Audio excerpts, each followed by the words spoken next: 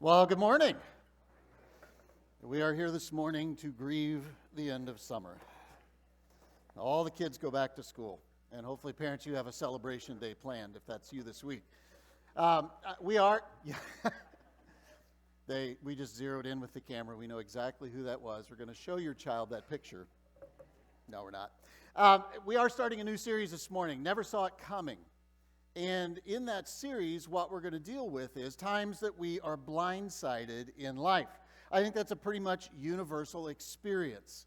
We had something happen, whether it was a person or an illness or a problem, some kind of a challenge in our life, that in spite of how smart we are, in spite of how people warned us, in spite of how signs were all around us, somehow we missed it. And we're blindsided. So the question this series is not going to be if those things come into our life, but when they come, how do we respond? And we're going to use David's life. David, the second king of Israel, major figure in the Old Testament. We're going to use his life and examine 4 specific areas in his life where he battled things that blindsided him. External things, internal struggles, emotions, and sin. And we'll take a look at that throughout the course of this series. This morning, we're going to dig into probably one of the best known stories of David's life, and it's about David and the giant Goliath. It may be one of the best known stories in all of Scripture. Regardless of whether people have a faith or not, they generally know this story. It's become kind of a cultural metaphor for any time that someone achieves an unexpected victory, right? Like when the weak wins over the strong, when the scrawny kid beats the giant, the shepherd over a warrior, the Cubs bullpen actually saving a game. You know, somebody overcomes the odds that seemingly are against them. If you've ever felt like you were up against unbelievable odds, if you felt like you were facing a mountain of difficulty, then you know what it's like when a giant comes stomping into your life. For the most part, when they come, at least initially, we try to ignore the giants. We try not to look at them. We try to work around them. Why? Because we're afraid. I mean, what's ultimately going to happen? There are no guarantees of the outcome. And so rather than run towards it, rather than even face it, we just turn and try to escape the giant. This morning, we'll see that with impossible odds stacked against him, David didn't focus on Goliath's size. He didn't focus on Goliath's success. He chose instead to focus on the character, the promise, and the power of God. I think we're so familiar with the story of David and Goliath, it's hard for us to really get into the true feelings that David had, the true experience that he had. There's a lot more to the story than we can see, even just by simply reading through the passage. So what I want to do this morning is walk us through 1 Samuel 17, where this story takes place. And I'm not going to read the whole chapter. It's 58 verses long. It's way too long for me to read, and you'd be asleep by the time I got to the end of it. But what I want to do is hit the high points in the story and talk about them as we go, and just see some of the keys in David's life that can help us respond to giants when they come. It starts this way. Samuel tells us in his writing, he says, so the Philistines lined up in one side of a valley, and the Israelites lined up on a hill at Saul's command on the other side of the valley, each of them on hills looking in with the valley between them. And it's a bit of an odd picture to us, but it was ancient warfare. They would come out every morning. They would lock shields, form an impenetrable line, and get in this standoff, wondering who was going to flinch, who was going to attack first, and even beyond that, with which portion of their army would they attack? Would it be the infantry? Would it be the artillery, which in that day was archers and slingers? Or would it actually be the cavalry, men on horseback or men in chariots? And the answer came when Goliath, the Philistine champion from Gath, came out of the Philistine ranks. He stepped out in front of those impenetrable shields, walked towards the Israelites, and faced them. And he was over 9 feet tall. Literally, the Bible says he was 9.5 feet tall. I don't know if you recognize the name, but Robert Wadlow from Alton, Illinois, holds the record of being the tallest person in the modern era. Here's a picture. It's a big dude, right? I'm confident as you look at that picture, you see the guys in the background, they picked the shortest gal in the office to hold the microphone, and she's even got high heels on. To hold the microphone, she barely reaches his chest with that microphone. He was a big dude, and I didn't start out that way. When he was born, he was only 20 inches long. But get this, by the time he began to walk at 11 months old, he was 3 feet tall. By the time he entered kindergarten, he was 5 foot 5 inches. He looked like a 17-year-old boy, think Adam Sandler, in kindergarten, right? He died of an infection at age 22. He was 8 feet 11 inches tall and weighed more than 400 pounds. And here's the weirdest part, he was still growing. Now, the craziest part is, at his height, he was nearly a foot shorter than Goliath. Goliath was a big dude. The Bible tells us that his armor alone weighed 125 pounds. The simple fact that he wears armor tells us that he was a part of the heavy infantry. He was skilled in hand-to-hand combat. That was his forte. He was a formidable foe, and he stood there in the valley shouting a taunt to the Israelites. Why are you all coming out to fight? He said. Look, I'm a Philistine champion, and you?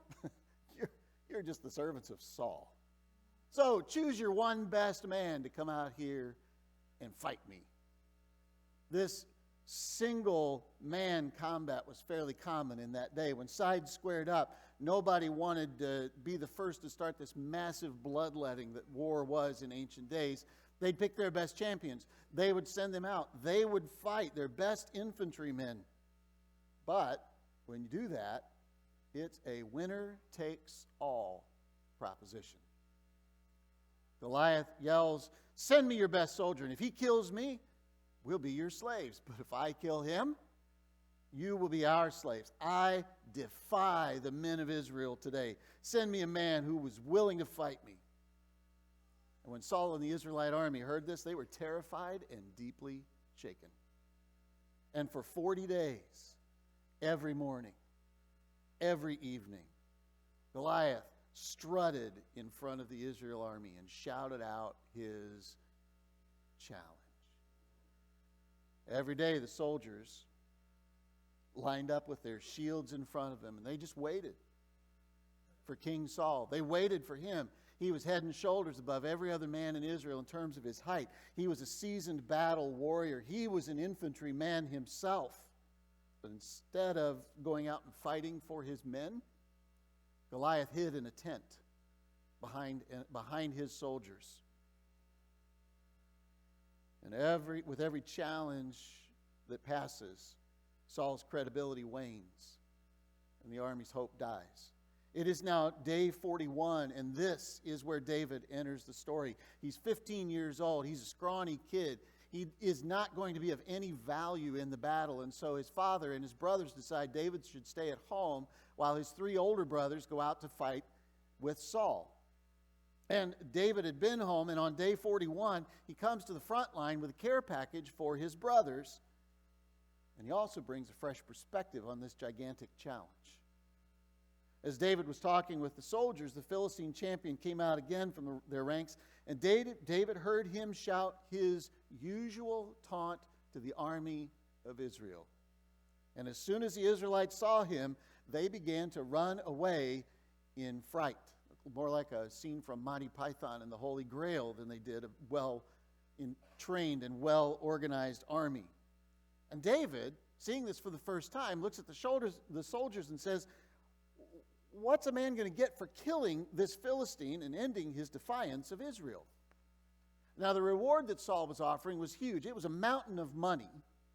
You would get one of his daughters in marriage, which meant now you're in the royal family. And maybe the best benefit of all was you and your immediate family would be freed from paying taxes for the rest of your life. In Illinois, that's the most attractive part of this challenge, right? David, hearing the reward, isn't really motivated by it, and so he asks a different question. He says, who is this pagan Philistine anyway, that he is allowed to defy the armies of the living God? Seasoned soldiers were terrified at Goliath. David was offended by Goliath. Goliath wasn't just challenging Israel's powerful army. He was challenging the authority of their God. Who does he think he is? David asks. Now Saul gets wind that David's asking about the reward and sends for him, maybe not realizing who he is or what he is. And when he gets there, David immediately says, I'll go fight him. And Saul says, really? Don't be ridiculous. There's no way you can fight this Philistine and probably win. You're only a boy. And he's been a man of war since his youth. He's a decorated war hero. And David lacks any experience in battle. But David persisted. Look, I've been taking care of my father's sheep and goats, he said. And when a lion or a bear comes to steal a lamb from the flock, and the Hebrew grammar there is not the one time it happened, it's every single time. It's multiple times this has happened.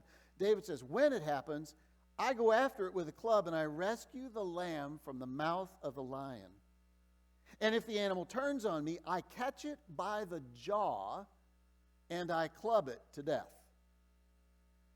I've done this to both lions and bears. I'm going to do it to this pagan Philistine too. Not because I'm a better soldier. That's not what David is saying. Not because he has experience, because he doesn't. He will do it because Goliath has defied the armies of the living God. And the Lord who rescued me from the claws of the lion and the bear is going to rescue me from this Philistine. It's more than youthful courage. This is David's faith at work. It's a huge insight to his faith, even as a young man. Saul's heard enough that he finally consents. He sends David out and says, God be with you. I don't know if it was more of a fatalistic, that's the only hope you've got, or if Saul really did believe God would be with David. But whatever it was, he stakes the future not just of the Israelite army, but of the nation on a 15-year-old boy. In Saul's mind, in every soldier's mind, what was about to take place was a heavy infantry fight. It was close quarters, hand-to-hand combat.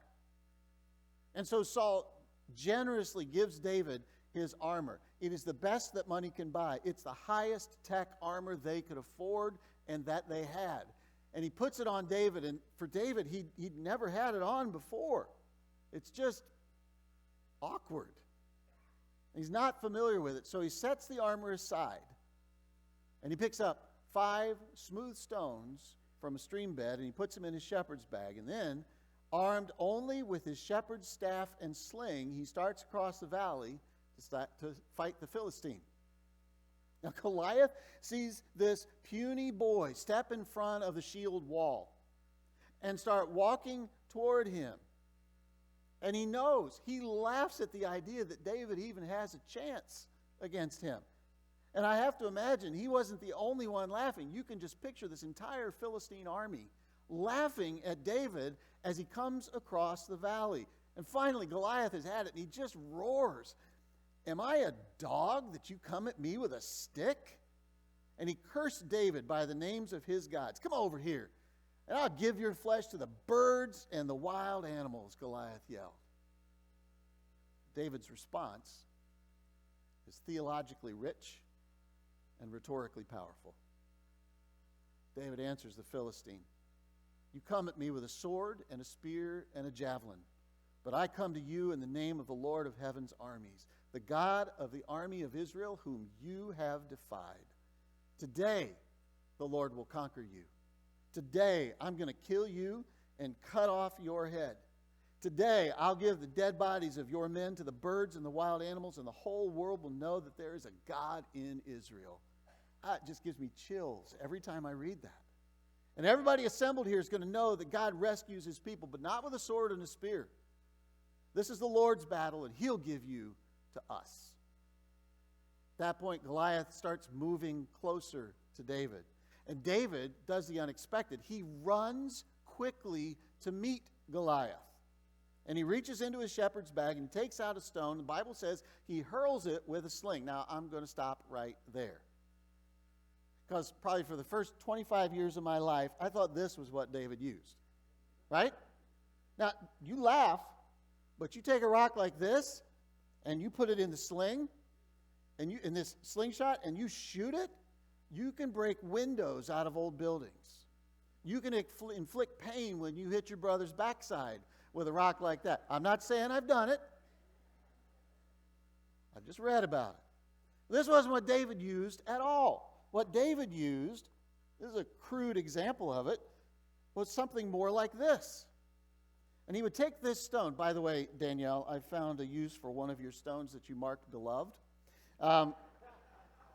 And he put it into the sling. And then he would hold on to both ends of the sling. And he would twirl it around and around, and it would not fall out of the sling. It would gain speed. He would get the speed of this thing up, and then he'd let go of one side of the sling and hit a target. History tells us that slingers equipped like this were incredibly accurate. They could pick out a bird in mid-flight and kill it. They could hit and maim a person or kill them at 200 yards. The power that was generated by this simple sling and a rock is equal to the ballistics of a .45 caliber bullet. Now that's not something you can achieve with a slingshot. That's why in one of Israel's greatest battles, they detail the fact that Israel had with them 700 slingers. It was a formidable force to be a slinger. The moment David pulled out his sling, the scales, the odds, Vegas tipped in his favor. History is now on David's side because slingers defeat infantry every single time. So David put the stone in the sling as he's running towards Goliath. And he hit the Philistine in the forehead, and the stone sank into his head, and Goliath stumbled and fell down on the ground. David continued to run. He grabbed Goliath's sword. Interesting, there's no mention of Goliath's shield bearer at this point. He's long gone, right? Goliath is on the ground. David grabs his giant sword, cuts off his head, and turns and looks, and what he sees is the entire Philistine army running away in terror. The Bible says that the Israeli army attacked, and they pursued them, and they slaughtered them, massacred them, left their bodies by the roadside all the way to Goliath's hometown of Gath. Now, it's an amazing story, but it completely blindsided David. He had no intention as he walked close to the soldiers that he would end up on the front lines of the battle that day. He'd never been in a battle.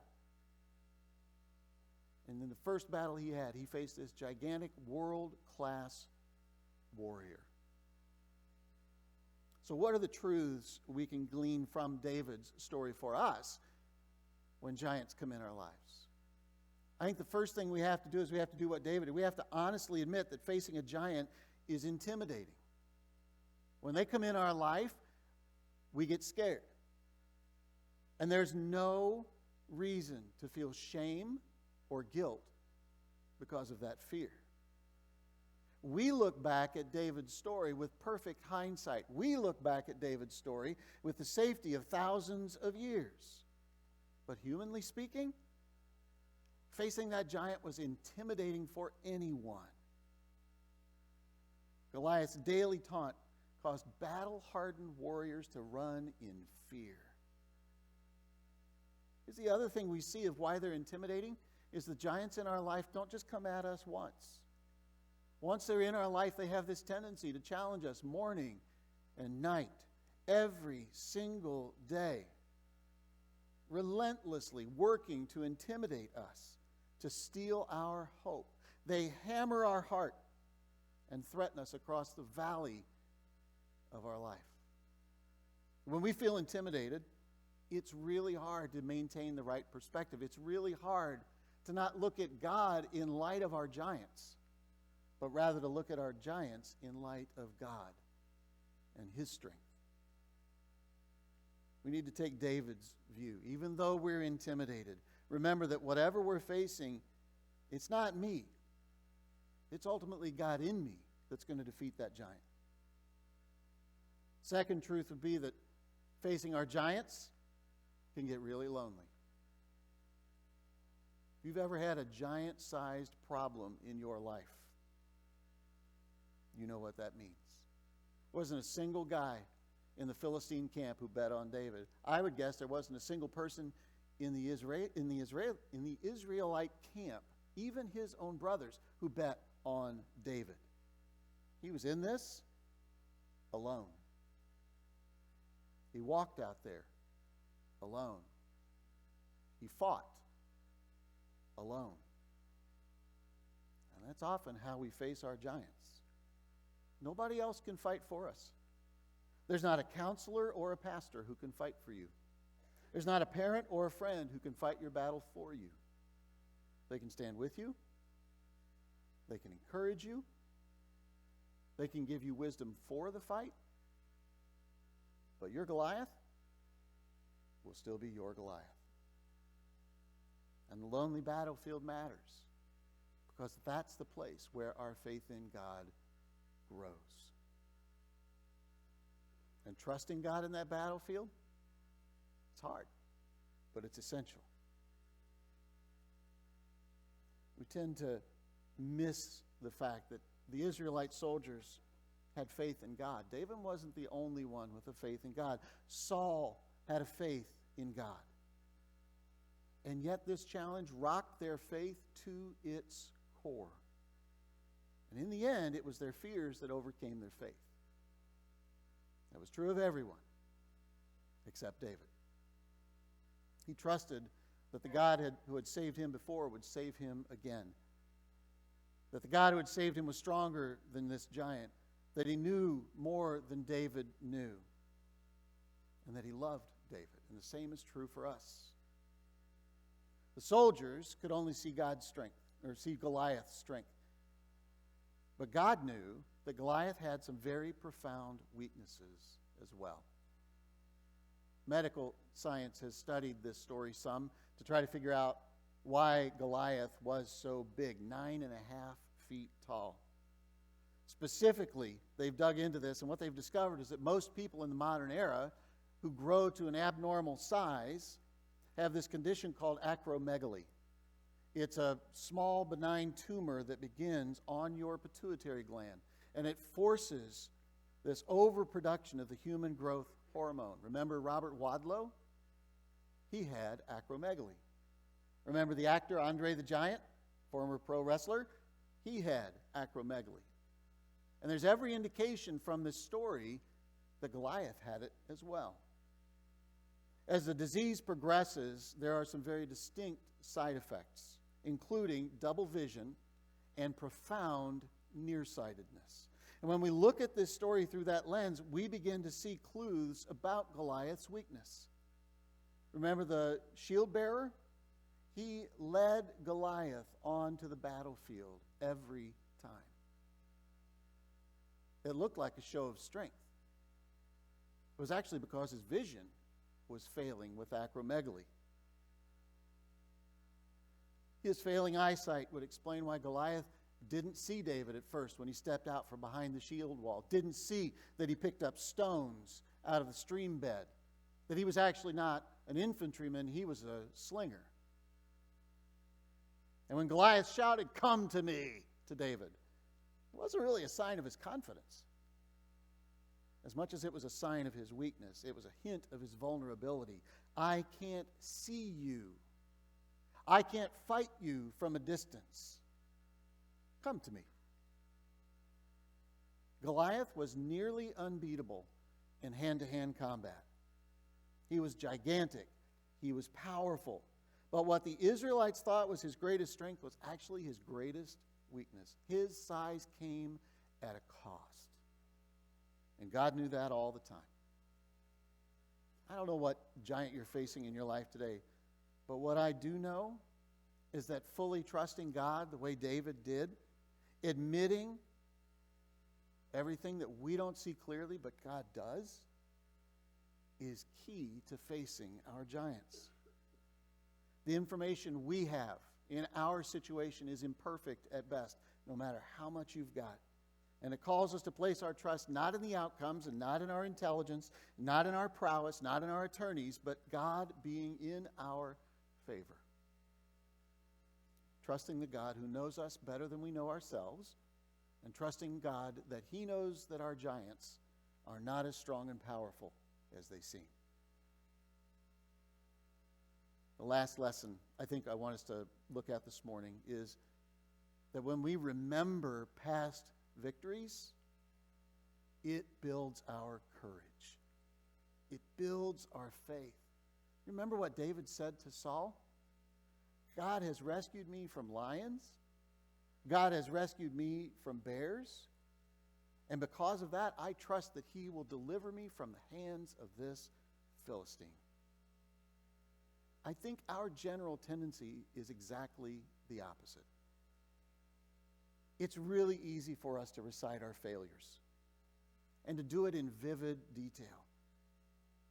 But when we face a giant, it becomes really difficult for us to name the specific, remarkable victories that God has pulled off in our lives, in the lives of this community, and to draw courage from our past.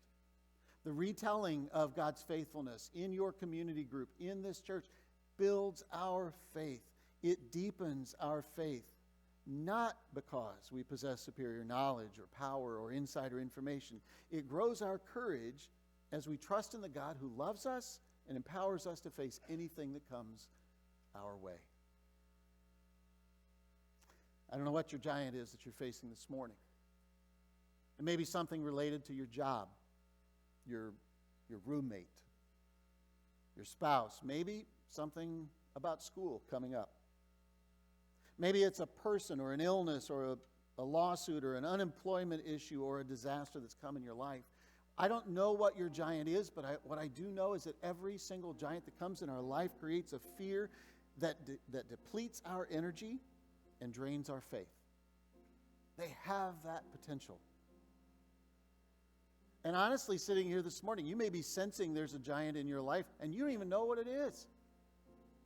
You can't see what's on the other side of the valley. But it's there. And it's haunting you. No matter what your giant is today, David's example is there for every single one of us. All God asks of us that we pick up those 5 smooth stones. Work with what He's given us, and He'll take it from there. We don't have to wear somebody else's armor. We just have to lean in and trust God. I think one of the best things we could do out of this morning is to just simply journal God's faithfulness in our lives. Spend half an hour, half a day if you can, just sit down and remember all the times that God has been faithful in your life. Write them down. So the next time you face a giant, you can pull out that list and go, no, this is what's true of my God. And reading that list will help us remember we don't have to live a single day without turning over our fear, without turning over our giants to Him. We can live every day knowing that God is our Father who gives us hope and gives us courage and gives us strength. He is the God who looks at you today and says, this giant you're facing, that battle's not yours. That's mine.